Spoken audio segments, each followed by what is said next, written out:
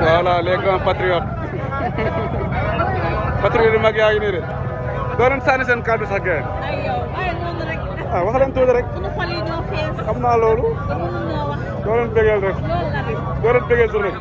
doo leen bégeel journée billaay xol yee fees rek xol yëpp a tooy Sonko rek ah macha allah Sonko rek la ñuy tooy looy xaar ci Sonko yow looy xaar ci Sonko lépp lépp waaw moom bu ñëwoon nuyoo dem sax comme ni nga koy waxee lépp taw fee waaw macha allah le grand patriote yow nag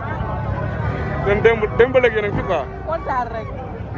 kontaan rek di ñaan bis bi ñu tàmbale ko si jàmm yeggale ko si jàmm dara jëy Seydina Mouhamed macha allah macha allah indi nag moom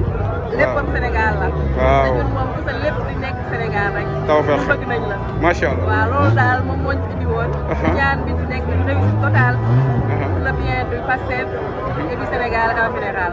ok loolu laa amuloon wax nangu ma wax nañ waaw waaw macha allah macha allah nice ko bëgg nañ la kontaan nañ ci yow merci madame léegi dama interview